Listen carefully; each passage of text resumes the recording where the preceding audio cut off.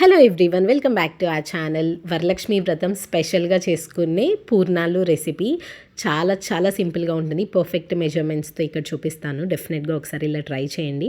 ఒక గిన్నె తీసుకుని దాంట్లోకి ఒక చిన్న టీ గ్లాస్ మినపగుండ్లు అండ్ అలానే ఒక చిన్న టీ గ్లాస్ బియ్యం. ఇక్కడ రేషన్ బియ్యం అయినా యూస్ చేయొచ్చు ఆర్ నార్మల్ బియ్యం అయినా యూస్ చేసుకోవచ్చు. ఇక్కడ మా మమ్మీ అయితే రేషన్ బియ్యంనే యూస్ చేస్తున్నారు. మనం మినపగుండ్లు అండ్ బియ్యం ఈక్వల్ క్వాంటిటీస్లో తీసుకుంటాము. రెండింటిని ఇట్లాగా ఒక బౌల్లోకి తీసుకొని దాన్ని నీట్గా వాష్ చేసేసుకోవాలి. ఏమైనా మట్టి అట్లా ఉంటుంది కాబట్టి ఒక 2 to 3 టైమ్స్ నీట్గా వాష్ చేసేసుకొని దాని తర్వాత ఇట్లా కొంచెం వాటర్ వేసేసుకొని దీన్ని మంచిగా నాననివ్వాలి. సో 6 hours అట్లాగా నానితే సరిపోతుందన్నమాట. ఓవర్ నైట్ సోక్ చేసేసుకుంటే మనం మార్నింగ్ పూర్ణాలకి ప్రిపేర్ చేసుకోవచ్చు అనమాట. అండ్ అలానే ఇంకొక బౌల్లోకి 1 cup ఆఫ్ పచ్చిశనగ పప్పు తీసుకొని దాన్ని కూడా నీట్గా వాష్ చేసేసుకున్నారు. సో లోపల స్టఫింగ్ కోసం అనమాట.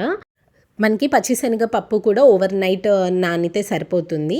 ఒక 5 to 6 hours నానిన తర్వాత నీట్గా మళ్ళీ వాష్ చేసేసుకొని వాటర్ని చేంజ్ చేసుకోవాలి. అండ్ ఒక మిక్సర్ జార్ తీసుకొని మినపగుండ్లు అండ్ అలానే బియ్యం నానబెట్టుకున్నాం కదా, దాంట్లో ఉన్న వాటర్ అంతా రిమూవ్ చేసేసుకొని మిక్సర్ జార్లోకి వేసుకొని జస్ట్ కొంచెం వాటర్ వేసుకొని ఇట్లా స్మూత్గా గ్రైండ్ చేసుకోవాలి. చాలా స్మూత్ పేస్ట్ లాగా చేసేసుకోవాలి. ఇలా గ్రైండ్ చేసుకున్న మినపగుండ్లు అండ్ అలానే బియ్యం బ్యాటర్ ఏదైతే ఉందో దాంట్లోకి కొంచెం బెల్లం వేస్తున్నారు అండ్ అలానే కొంచెం సాల్ట్. సో బెల్లం వేసుకుంటే మనకి చప్పగా లేకుండా అవుటర్ లేయర్ చాలా స్వీట్గా బాగుంటుందంట. అండ్ అలానే లోపల స్టఫింగ్ కోసం మనము పచ్చిశనగపప్పు నానపెట్టుకున్నాం కదా, అది కూడా మంచిగా సోక్ అయింది కాబట్టి నీట్గా వాష్ చేసేసుకొని మళ్ళీ ప్రెషర్ కుక్కర్లో వేసేసుకుంటున్నారు. అండ్ ఈ పచ్చిశనగపప్పు 1 cup ఆఫ్ పచ్చిశనగపప్పుకి 1.5 cups ఆఫ్ వాటర్ తీసుకొని దీంట్లో కొంచెం నెయ్యి వేశారు. సో దట్ మనకి పొంగిపోకుండా ఉంటుందంట. అండ్ దీన్ని లో ఫ్లేమ్లో పెట్టుకొని మంచిగా ఒక 4-5 విజిల్స్ వచ్చే వరకు ఉడికించుకోవాలి. మనకి నానబెట్టుకున్నాం కాబట్టి చాలా ఫాస్ట్గానే ఉడుకుతుంది. స్టవ్ ఆఫ్ చేసుకున్న తర్వాత ప్రెషర్ మొత్తం రిమూవ్ అయిపోయిన తర్వాత మనము లిడ్ ఓపెన్ చేసేసుకుంటే మనకి చూడండి చాలా సాఫ్ట్గా ఉడికిపోయింది. అండ్ దీన్ని కొంచెం మ్యాష్ చేసేసుకోవాలి. ఒక పప్పు గుత్తితో ఇట్లా చూపిస్తున్నట్టు కొంచెం మ్యాష్ చేసుకుంటే మనకి చాలా సాఫ్ట్గా వస్తుందన్నమాట. ఈజీగా అయిపోతుంది. అండ్ లో ఫ్లేమ్లోనే పెట్టేసి మళ్ళీ స్టవ్ మీద పెట్టారు. అండ్ బెల్లం వేస్తున్నారు.